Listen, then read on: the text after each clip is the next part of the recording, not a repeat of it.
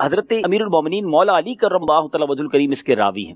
آپ فرماتے ہیں کہ نبی پاک علیہ الصلوۃ والسلام کی اپنے مزار میں جلوہ گری کے بعد یعنی دنیا سے پردہ فرمائے ہوئے صرف 3 دن ہوئے تھے تو ایک بدو کہتے ہیں ناظرین گاؤں سے آنے والے لوگوں کو، جو مدینہ منورہ کے اطراف میں گاؤں کے لوگ ہوتے تھے، ایک ولیجر بدو کہا جاتا ہے اسے.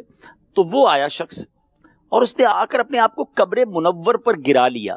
یاد رہے اس وقت یہ دیواریں اور اس طرح کا پیکنگ والا نظام نہیں تھا کہ اندر کوئی نہیں جا سکتا تھا، 3 ہی دن ہوئے تھے. تو باقاعدہ قبر انور پر اپنے آپ کو گرا لیا اور اس کی خاک پاک اپنے سر پر ڈالی اور یوں عرض گزار ہوا، یا رسول اللہ صلی اللہ تعالی علیہ وسلم، جو کچھ آپ نے اللہ تبارک و تعالیٰ سے سنا ہے وہ ہم نے آپ سے سنا ہے. اور وہ کیا ہے؟ اور پھر اس نے قرآن پاک کی سورہ نساء کی آیت نمبر 64 تلاوت کی. کمال کی آیت ہے. حاضری مدینہ اور مدینہ شریف کیوں جائیں، اس کا اتنا شاندار جواب ہے، اتنی خوبصورت اس کی تشریح ہے. اللہ تعالیٰ قرآن مجید میں کیا ارشاد فرماتا ہے، آئیے اس آیت کی تلاوت اور اس کا ترجمہ سنیے. وَلَوْ أَنَّهُمْ إِذْ ظَلَمُوا أَنفُسَهُمْ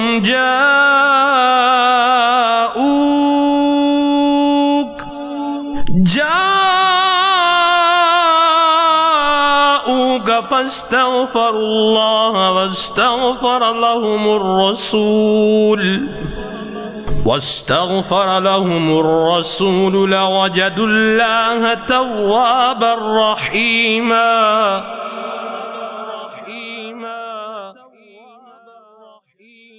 اور اگر جب وہ اپنی جانوں پر ظلم کریں تو اے محبوب تمہارے حضور حاضر ہوں اور پھر اللہ سے معافی چاہیں اور رسول ان کی شفاعت فرمائے تو ضرور اللہ کو بہت توبہ قبول کرنے والا مہربان پائیں.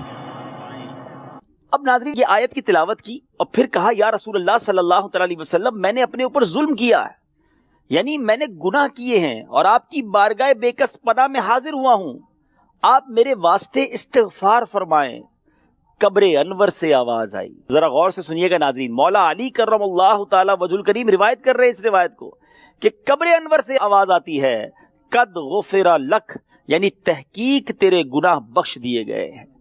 میں اس بات پر تو بعد میں آؤں گا کہ اس کی دیوانگی کیسی تھی، اس کا انداز کیسا تھا، کرم نوازی نبی پاک نے کیسی کی، وہ 1 منٹ بعد بات کرتے ہیں. پہلے میں سوال کرنا چاہتا ہوں ناظرین سے کہ روایت کون کر رہا ہے؟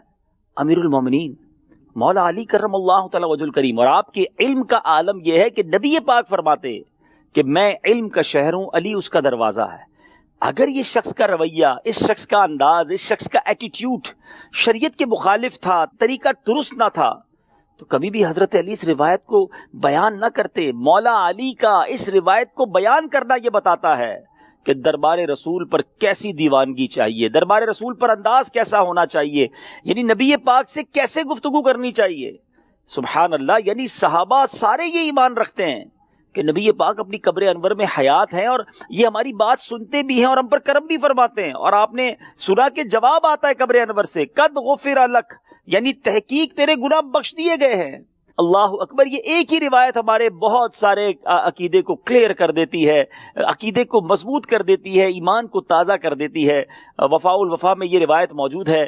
اور اب بات کرتے ہیں کہ جب نبی پاک سے اس طرح کی عرضی پیش کی جائے، اس طرح کی عاجزی کی جائے تو کیسا کرم ہوتا ہے. اور سچی بات تو یہ کہ قرآن پاک کی اس آیت کے ترجمے کو ہمیں بار بار پڑھنا چاہیے کہ اس میں تو ہمیں خود کہا گیا ہے نا کہ اگر تم اپنی جانوں پر ظلم کر بیٹھو. ذرا میں پھر ترجمہ سناتا ہوں آپ کو، ترجمہ کنز الایمان. اور اگر جب وہ اپنی جانوں پر ظلم کریں تو اے محبوب تمہارے حضور حاضر ہوں اور اللہ سے معافی چاہیں اور رسول ان کی شفاعت فرمائیں تو ضرور اللہ کو بہت توبہ قبول کرنے والا مہربان پائیں گے.